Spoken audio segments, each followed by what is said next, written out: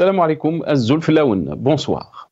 C'est la première fois qu'Al-Majid Tebboune s'exprime devant l'IA depuis sa réélection pour un second mandat, il y a quasiment un mois. Samedi 5 octobre, au palais d'Al-Mouradia, Tebboune est revenu sur la relation entre Alger et Paris, qui connaît un net refroidissement depuis que la France a soutenu cet été le plan d'autonomie du Maroc pour le Sahara occidental et la reconnaissance de la marocanité de ce territoire. Depuis, la crise perdure. L'ambassadeur algérien en France a été rappelé et la plupart des canaux de contact sont suspendus. En félicitant son homologue pour sa réélection, Emmanuel Macron s'était dit déterminé à poursuivre résolument avec Abdelmajid Tebboune le travail ambitieux engagé avec la déclaration d'Alger pour renouveler le partenariat qui unit les deux pays. La France est particulièrement attachée à la relation exceptionnelle qui la lie à l'Algérie, a encore déclaré Macron, qui a ensuite dépêché à Alger le 11 septembre sa conseillère Afrique du Nord et Moyen-Orient, Anne-Claire Legendre, porteuse d'un message à Tebboune, avant même les résultats définitifs. Mais d'emblée, les déclarations de Al-Majid Tebboune semblent sérieusement hypothéquer un retour à la normale et compromettre sa visite en France, maintes fois reportée et qui devait avoir lieu fin septembre, début octobre. Je n'irai pas à Canossa, a déclaré Tebboune en répondant à une question sur cette éventuelle visite. Aller à Canossa, expression datant du conflit entre empereurs germaniques et rois français avec la papauté, désigne le fait de céder complètement devant quelqu'un, d'aller s'humilier devant son ennemi. Nous débattrons avec nos invités de l'interview de Tebboune, la première depuis sa réélection. La relation entre Alger et Paris, juste après cette petite intro.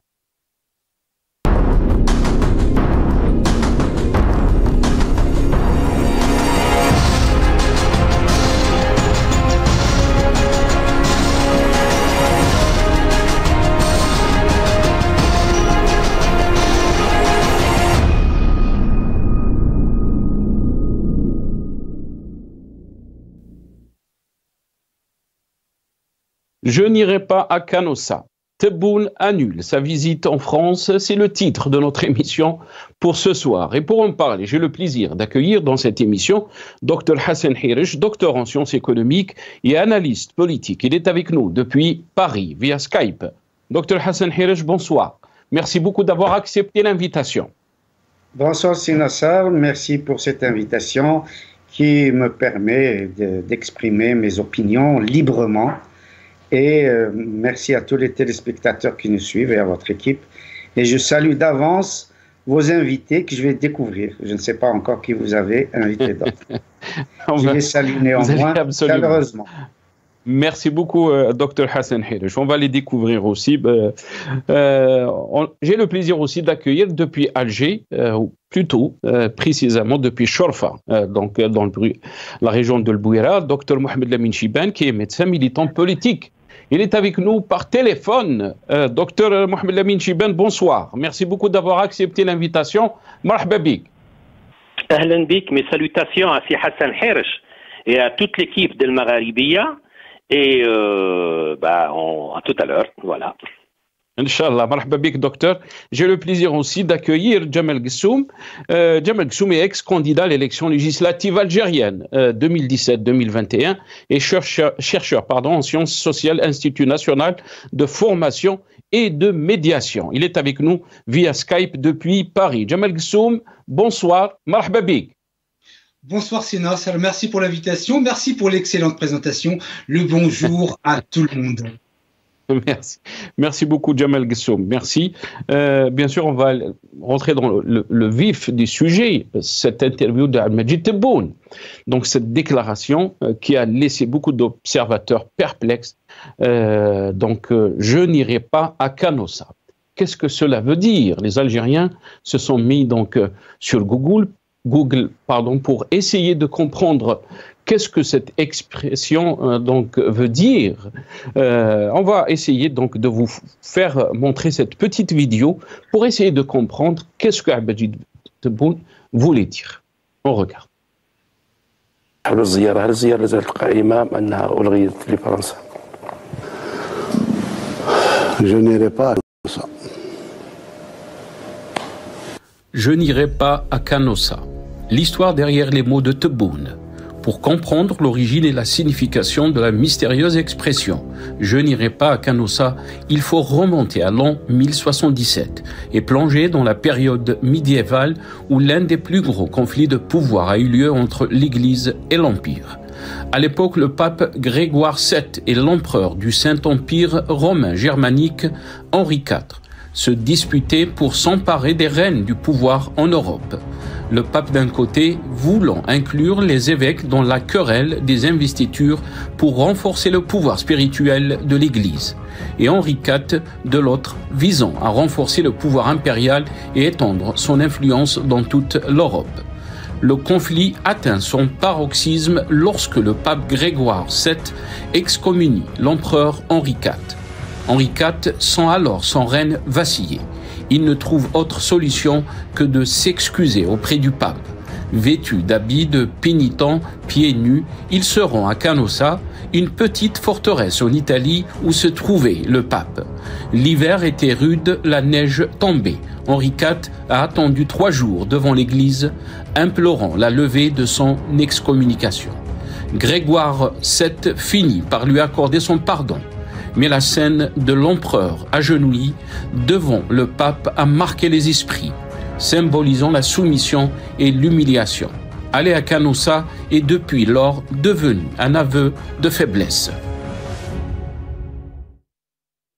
Voilà donc, qu'est-ce que ça veut dire je n'irai pas à Canossa. Il y a eu beaucoup de réactions des Algériens, surtout sur les réseaux sociaux, par rapport donc à cette expression. Mais on va revenir aussi sur d'autres questions qui ont été posées à Abdelmajid Tebboune dans cette interview, et surtout la relation entre Alger et Paris. Docteur Hassan Hir, je vais commencer cette émission avec vous. D'abord, cette expression, cette réponse de Abdelmajid Tebboune quand la question lui a été posée par rapport donc à sa visite, son éventuelle visite donc en France. Comment vous avez trouvé sa réponse, Hassan Hir? Écoutez, j'observe déjà que maintenant Abdelmajid Tebboune a son expression Canossa, comme Bouteflika a eu son expression alacrité avec le président Hollande. Donc, il y a un rééquilibre au niveau des expressions, on va dire, assez fuitées et qui veut dire évidemment plein de choses. Bon, pour revenir sérieusement à cette affaire, je crois que les relations avec la France sont beaucoup plus de l'ordre du subjectif que de l'ordre de l'objectif.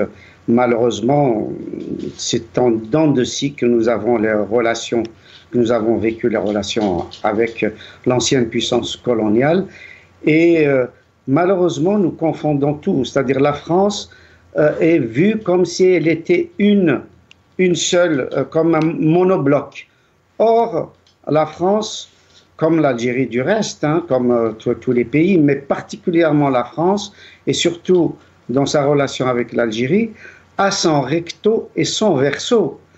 Elle a ses pages noires, elle a ces hommes, évidemment, qui ont fait énormément de mal à l'Algérie et qui continuent d'ailleurs de le faire dans une certaine mesure, d'une certaine façon.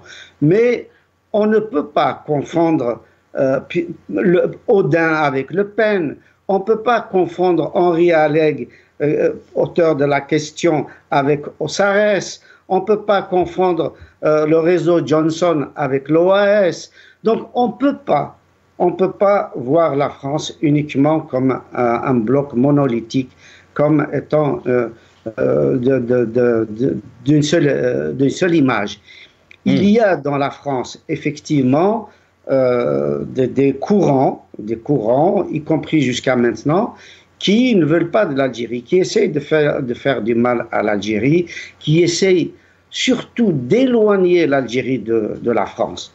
Or, il faut toujours rappeler que nous sommes 5 à 6 millions d'Algériens ici en France. Et ce n'est pas rien. C'est quand même énorme par rapport à 45 millions d'habitants en Algérie.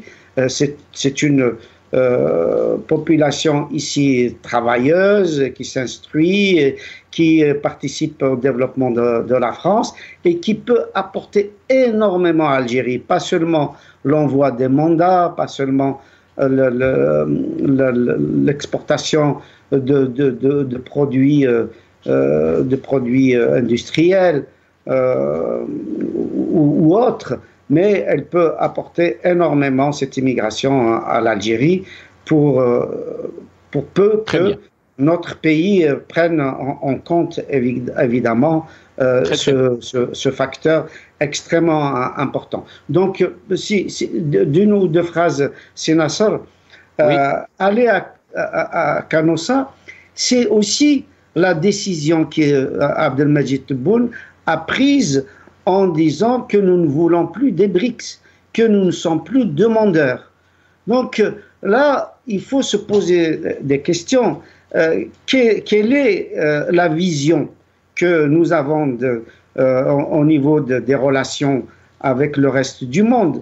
C'est extrêmement important dans un monde en danger, un monde où les guerres se multiplient, où les tensions sont exacerbées. L'Algérie doit réfléchir à quelle place tenir. Une question très pertinente, pardon. Hassan Hirj, désolé, parce que je vous demande juste d'être un peu bref, vous trois, parce que vous êtes trois. Ce soir, on a un temps très limité dans cette émission. J'aurais aimé vous donner plus de temps pour vous exprimer. La question qui a été posée par Dr Hassan Hirj est très pertinente, très importante.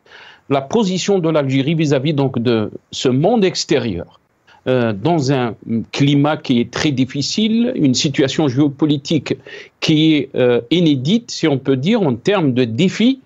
Comment l'Algérie donc doit négocier cette relation avec le monde extérieur et surtout avec les pays donc méditerranéens, dont la France. Cette question est à vous, donc Djamel Ghessoum. Avant de vous donner la parole, on va écouter aussi dans ce passage Abdelmajid Tebboune par rapport donc à sa visite en France, mais aussi pourquoi cette visite n'aura pas lieu.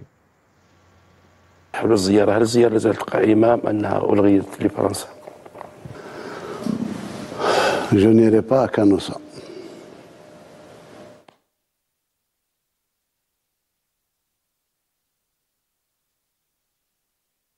La République, le travail de mémoire. Une commission mixte d'historiens algéro-française a été instituée. Comment évaluez-vous son action? Son action, nous sommes à l'origine de la création de la commission mixte. La commission mixte a dit que c'était pour dépolitiser l'histoire. L'histoire doit reposer sur des faits et non pas sur des affirmations politiques. لعب الدور في البداية ومن بعد وصلنا إلى ما وصلنا إليه. وعندك محاضر احنا ندوموند لا فيريتي هيستوريك. وهل تطالبون بالاعتراف بجرائم الاستعمار؟ هذا ما كان. يعني في رأيكم سيدي الرئيس، هل اللجنة هذه المشتركة تاع المؤرخين فرنسيين وجزائريين فشلت في عملها من أنت؟ ماشي فشلت، أثر عليها التصريحات السياسية. أنا نهار اللي بديت نتحدث في الأمور هذه مع الرئيس ماكرون قلنا نفتحوا صفحة جديدة. Une refondation des relations algéro-françaises. ما نخليش أقلية عندك تتحكم في التاريخ. أقلية اللي تكره الجزائر. احنا رانا مع الحق. Donc la réponse est très claire de Abdelmajid Tebboune. Cette visite attendue donc en France n'aura pas lieu. Djamel Ghessoum, une refondation des relations entre Alger et Paris. C'est ce qu'il demande bien sûr à Abdelmajid Tebboune. Qu'est-ce que vous en pensez de cette réponse, de cette interview, des causes qui ont été avancées par Abdelmajid Tebboune, donc de ne pas aller à Paris? Alors tout d'abord, je partage dans l'ensemble l'analyse de M. Hirsch. J'apporterai probablement une petite nuance en disant que cette manière de faire qui, au bout d'un processus, fait que ça capote n'est pas d'aujourd'hui. Je demande à avoir un peu de mémoire et de revenir 19 ans en arrière, en 2005, lorsque le traité algéro-français d'amitié devait être signé et qu'une semaine avant cette signature, des politiques français avaient fait voter une loi pour mettre en avant les mérites de la colonisation et les bienfaits de la colonisation. Sur la question de la qualité des relations entre la France et l'Algérie, c'est séquencé. Souvenez-vous, en 2021, lorsque le président Macron avait dit que les politiques algériens, en gros, faisaient, pour faire très court, du business avec la mémoire algérienne, et ça continue. Mais là où je voudrais apporter une nuance par rapport à l'analyse de M. Hirsch. M. Hirsch dit que, en gros, pour faire une synthèse, les politiques français, sont pluriels, et donc il y a un recto puis il y a un verso. Moi, j'ai simplement envie de dire que l'interlocuteur privilégié des autorités algériennes, c'est l'exécutif français. L'exécutif, c'est le gouvernement, et en l'occurrence, le ministre de l'Intérieur qui remet une couche sur l'article de l'an 1968, et M. Tebboune, lors de cette conférence, a très bien expliqué, et c'est une réalité, que cet accord de 1968 a été vidé de sa substance depuis des années et pas d'aujourd'hui. Donc je dirais que la tentative du président Tebboune de dépolitiser l'histoire, c'est effectivement cela qu'il faut voir, n'a pas permis en tout cas aux politiques français et à l'exécutif de dépolitiser la question de la mémoire.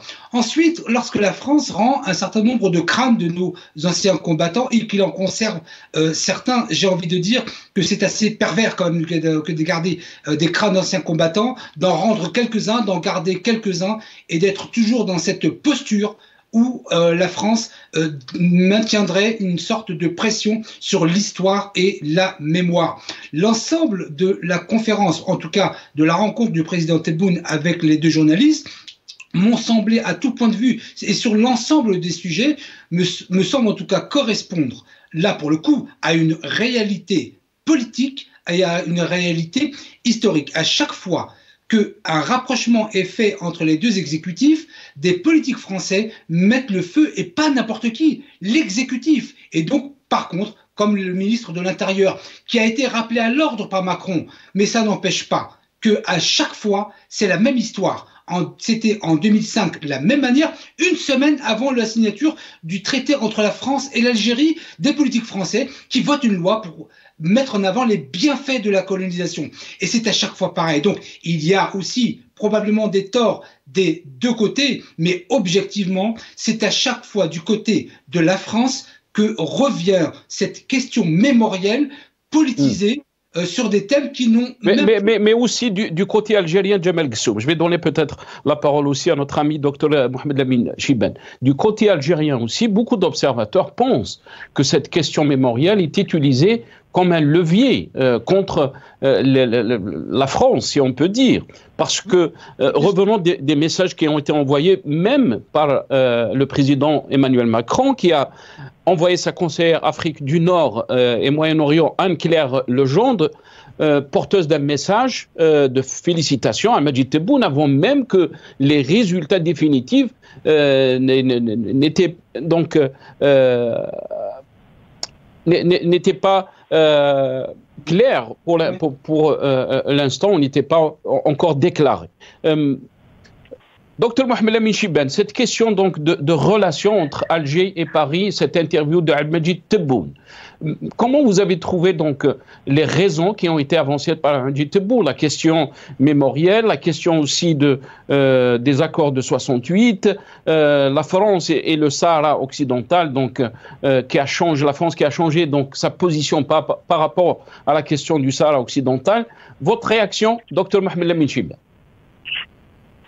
Je voudrais d'abord rappeler, comme l'a si bien dit ici Hassan Hirsch, concernant l'ami de la révolution algérienne, Henri Alleg, qui était le patron d'Alger républicain, quand il a écrit en 1958 sur la disparition de Maurice Audin, alors les autorités de l'époque, ils ont donc fermé son journal, Alger républicain, pour motif, participation à une entreprise de démoralisation de l'armée.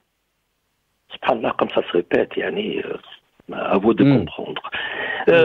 Auparavant, c'est Nasser, je voudrais d'abord le 173e journaliste. توفى اليوم فادي الوحيدي يعني en direct vraiment un jeune journaliste qui a été assassiné par des soldats sans scrupules, des soldats sionistes. Et en même temps, je salue ceux qui sont sortis aujourd'hui aux USA, à New York, au Times Square, pour dénoncer ces crimes contre Gaza. Et en même temps, je voudrais rappeler au peuple algérien que le 8 octobre 1957, استشهدت حسيبة بن بوالي, le petit Omar et Ali Lapointe. Donc, aux Algériens de ne pas oublier des chouhada qui se sont sacrifiés pour que l'Algérie devienne libre. Maintenant, pour revenir à votre question, c'est Nasser, on a vu les embrassades répétées et appuyées entre M. Tebboune et Macron. Au point où on s'est dit, c'est vraiment la lune de miel. Et puis donc, l'annonce fin juillet de l'appui de Macron au plan d'autonomie du Marocain, peut-être il a été quelque part derrière le refus de M. Tebboune de se rendre en France. Mais il faudrait savoir une chose, entre les relations entre l'Algérie et la France, ils sont habitués. D'ailleurs, un officiel français égal, on est habitué à ce genre de situation. Ne vous inquiétez pas, c'est Nasser. Dans quelques semaines, les querelles vont s'atténuer. Comme d'habitude. Et d'ailleurs, on est habitué à cela. Et mais jamais on a vu autant de. Oublier cet épisode. Docteur Mohamed Lamine Chibane, on n'est jamais arrivé peut-être à cette situation de crise avec la France. Certes, qu'il y a eu des hauts et des bas dans cette relation, mais quand on parle de 3 fois, l'ambassadeur, il a été rappelé 3 fois depuis 2019, cette relation qu'on n'arrive pas à comprendre, surtout comme ça a été dit par Hassan Hirish, dans un monde qui est en train de changer, dans un monde qui vit des crises. Est-ce que on doit penser vraiment à la façon d'avoir cette relation avec le monde, mais aussi surtout avec les pays qui sont proches de nous, comme la France, l'Italie, d'autres pays ici. On est en train de parler des relations qui sont rompues avec le Maroc. Est-ce qu'on doit se poser cette question, surtout quand on a vu Abdelmadjid Tebboune, par exemple, dans une interview qui a été donnée avant donc, les élections, qui a parlé de cette relation ou de cette visite en France, rendez-vous de l'histoire, d'un rendez-vous qu'il ne faut pas rater. On va l'écouter dans ce passage, Dr Mohamed Lamine Chibane, et je reviens à vous pour vous donner la parole. Je crois que c'est un rendez-vous à ne pas rater. De l'histoire. Hein. Pas un rendez-vous entre le président Macron et le président algérien, non. Pardon, vous dites un rendez-vous de l'histoire. De l'histoire. Et pourquoi? وصلنا لمرحلة النضج باش نشوف الأمور كما يجب أن تكون. كما يجب أن نراها. مش عاطفيا ولا. Mohamed Lamine Chibane, quand on écoute ces déclarations, bien sûr, ils ont été faites, je pense, 2 mois avant les élections présidentielles du 7 septembre. On n'arrive pas à comprendre la position ou la vision de l'Algérie de cette relation avec la France. Oui, des relations tumultueuses, il est vrai. Mais écoutez, je signe, je persiste et je signe. Cet épisode va être rapidement oublié, comme a eu lieu déjà l'épisode espagnol. Nous avons rappelé notre ambassadeur d'Espagne, il y a quelques temps après, donc il n'y a pas lieu de s'alarmer pour ça. Là, on ne peut pas se passer de la France. Ou on ne peut pas se passer de nous. Ils ont autre chose. Ils ont la langue qui veulent qu'elle soit présente et puis les richesses qui veulent donc piller le Sud. C'est clair. Mais moi, je pense qu'il faudrait de la sagesse et il faudrait de la pondération. Parce que n'oubliez pas, c'est Nasser. On a une diaspora très importante en France. Et donc, il faudrait penser à cette diaspora. Autre chose, on se soigne en France. La nomenclature aswardha en France. Qui chauffe le nombre de consulats, le plus grand nombre de consulats dans le monde, alors موجود في فرنسا. Si vous faites l'enquête et vous allez à l'agence Opéra, Air Algérie, alors شوف قديه كاين d'agents algériens اللي راهم يخدموا في l'agence Opéra.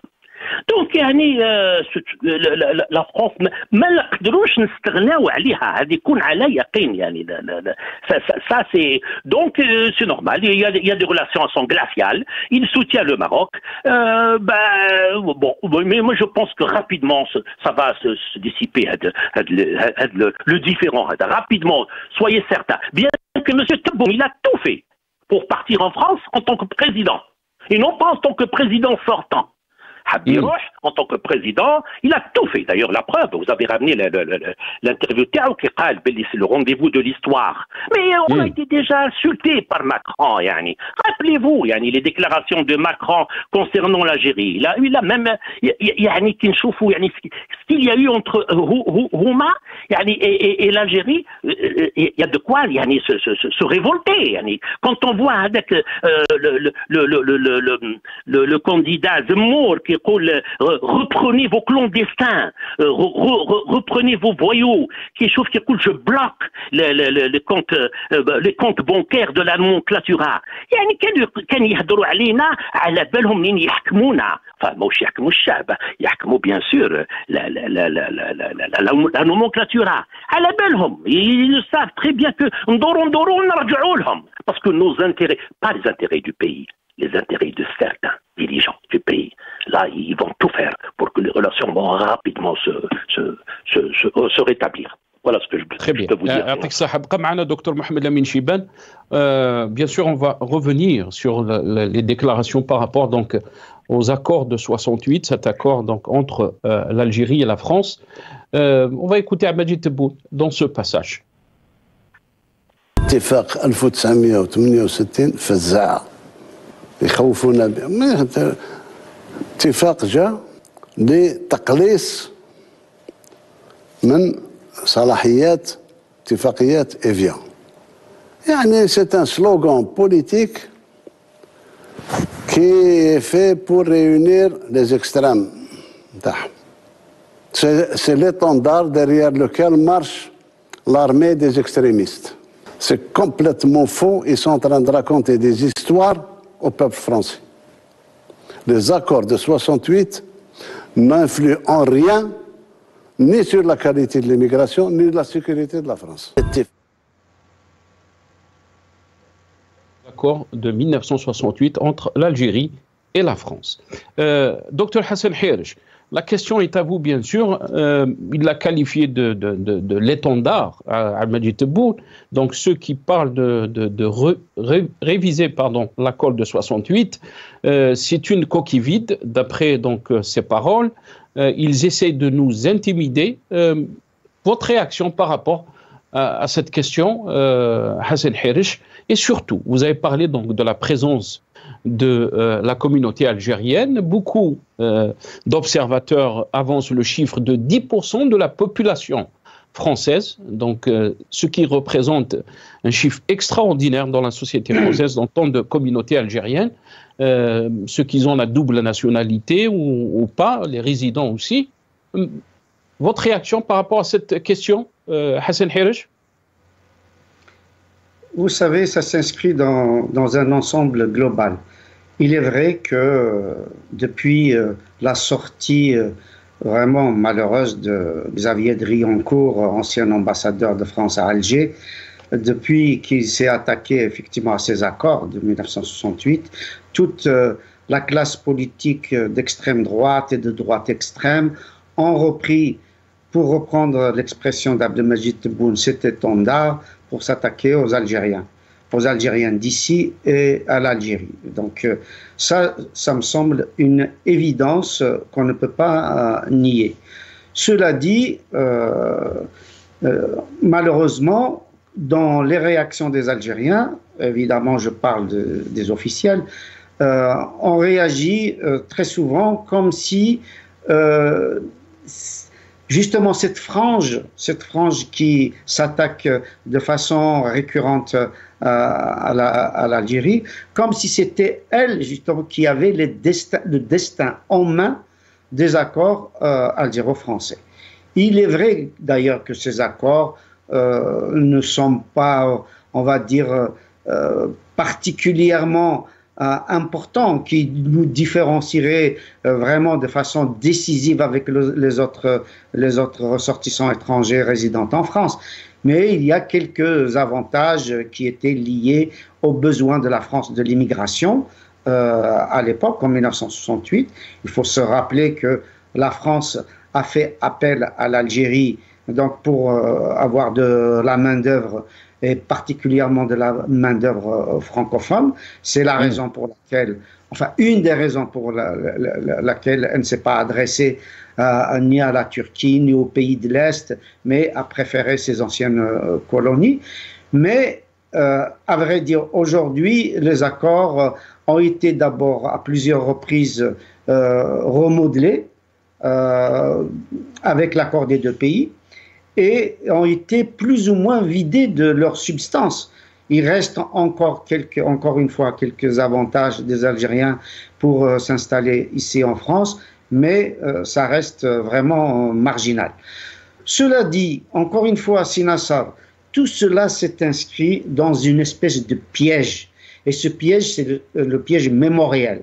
Depuis les années 90, ça a été sorti par un certain historien et spécialiste de l'Algérie, où on a mis l'accent sur le pardon, sur la repentance, ainsi de suite, etc., alors que l'Algérie ne l'a pas du tout demandé, et puis l'Algérie est vainqueur du conflit algéro-français. Donc, on ne se comporte pas, quand on est vainqueur, on ne se comporte pas comme un vaincu, où on demande effectivement un pardon, on demande des excuses, ainsi de suite, à longueur de temps. Il faut se poser la question, pourquoi nous avons besoin de ce pardon? Est-ce que c'est pour la reconnaissance des souffrances de nos pères, de nos grands-pères, de nos ancêtres? Eh bien, cette reconnaissance-là, elle doit être donnée par l'Algérie indépendante, par l'Algérie d'aujourd'hui, y compris par l'Algérie. Qu'est-ce que vous voulez dire, Dr Hassan Khairiche? Je vais vous laisser continuer. Je voulais juste rebondir par rapport à ce que vous êtes en train de dire, parce que beaucoup d'observateurs aussi et des analystes qui parlent de cette situation et qui qualifient que ce qu'avance l'Algérie, c'est des leviers qui sont utilisés contre la France. C'est ce que vous êtes en train de dire. Ce que je suis en train de dire, c'est que la reconnaissance des souffrances de nos parents, de nos grands-parents, de nos ancêtres, doit être faite par l'Algérie elle-même. Nos parents, nos ancêtres sont morts pour que nous soyons libres. À l'Algérie de nous rendre libres.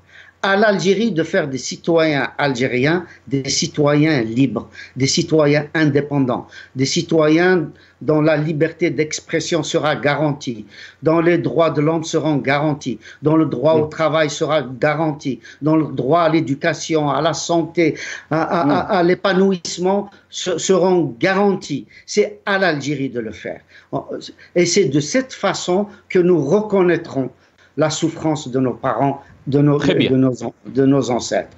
Donc, pour écrire notre histoire, c'est de cette façon qu'il faut l'écrire, et non pas de nous lamenter, de passer notre temps à parler du fardeau historique qui nous empêche beaucoup plus justement d'exiger de la France un certain nombre de choses concrètes. Nous exigeons de la France justement pour la réparation qu'il y ait un transfert de technologie, qu'il y ait un transfert des savoirs, des savoir-faire, qu'il y ait un respect justement de la diaspora algérienne, qu'il y ait des rapports équilibrés entre les deux pays, que l'on puisse aller de l'avant justement d'un point de vue économique, d'un point de vue éducatif, d'un point de vue de la santé, de l'agriculture, ainsi de suite. C'est ça qu'il faut développer avec la France et non pas des ressentis, des ruminations,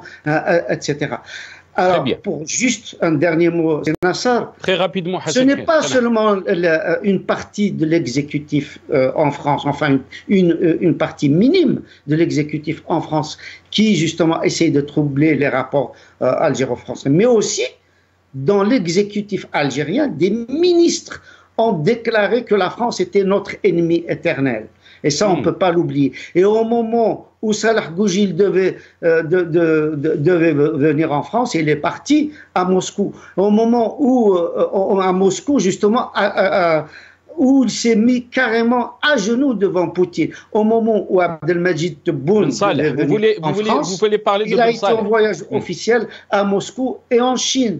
Et c'est ces gifles-là qu'un certain nombre de Français ne peuvent pas accepter. Très bien, très bien. Vous avez parlé de Ben Saleh qui est donc pendant le Hirak s'est déplacé à Moscou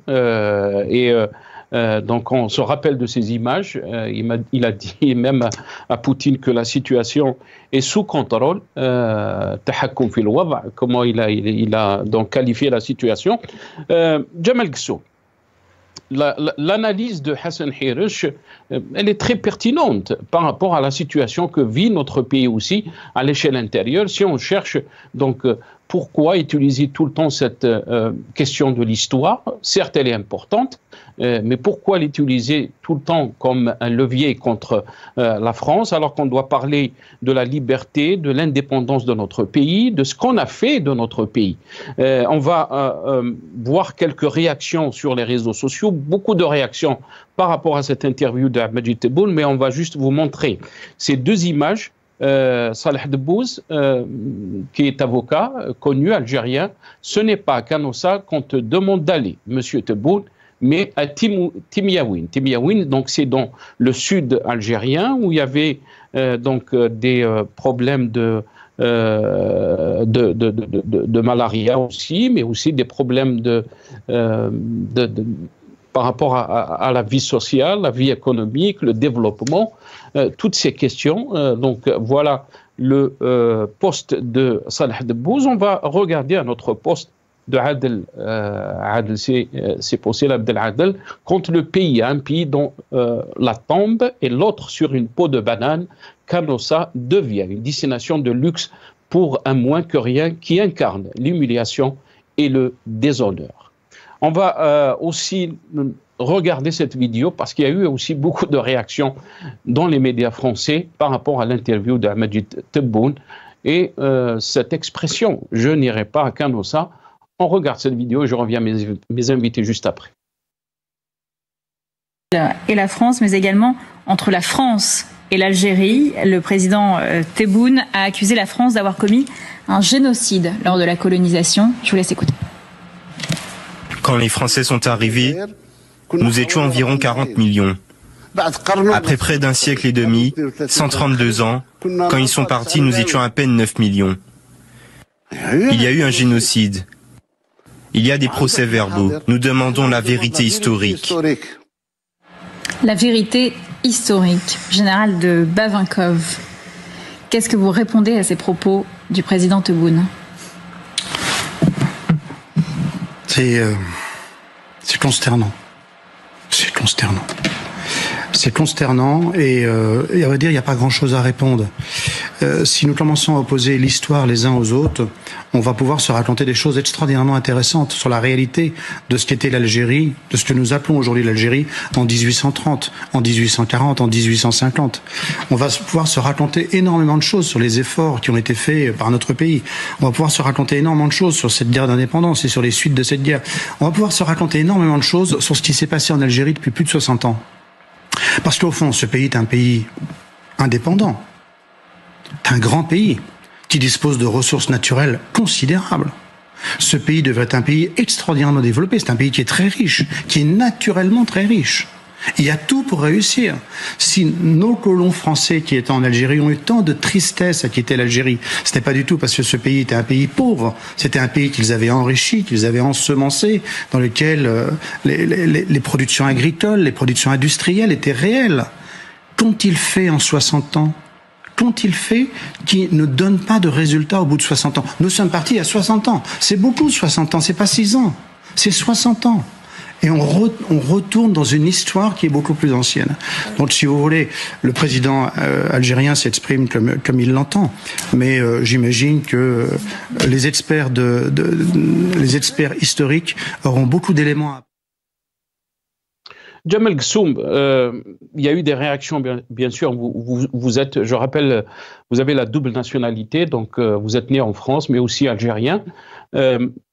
Question très, très importante qui a été posée par ce général français. Qu'ont-ils fait donc de notre indépendance? Il parle de l'Algérie, de notre pays. Votre réaction? On a fait de notre pays, qui se pose la question de savoir ce que eux ont fait de notre pays. D'ailleurs, cette vidéo, je l'ai envoyée ce matin au chef de la rédaction de LCI, Monsieur Bastien Ormassi, de mémoire, pour lui demander de prendre des gens qui savent traduire l'arabe correctement, parce que le président Tebboune a parlé de 4 millions en 1830 et pas de 40 millions. Donc déjà là, soit ils ne savent pas traduire l'arabe, et dans ces cas-là, qu'ils laissent l'original, soit ils traduisent correctement, parce que la conséquence politique d'une telle ou erreur de traduction ou d'une telle manipulation est absolument grave. Donc je lui ai demandé officiellement ce matin au rédacteur en chef de LCI de faire ce qu'il faut pour corriger cela.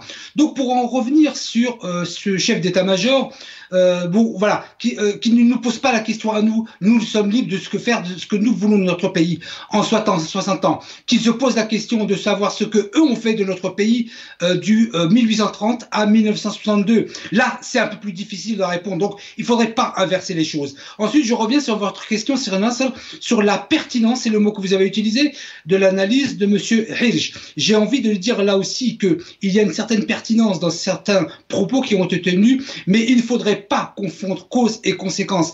Lorsque vous avez parlé et lorsque vous avez diffusé l'intervention de M. Tebboune avant l'élection présidentielle, il s'est passé exactement la même chose, et je le redis encore une fois, qu'en 2005, ou quelques semaines avant la signature du traité d'amitié algéro-français, des politiques ont fait une loi.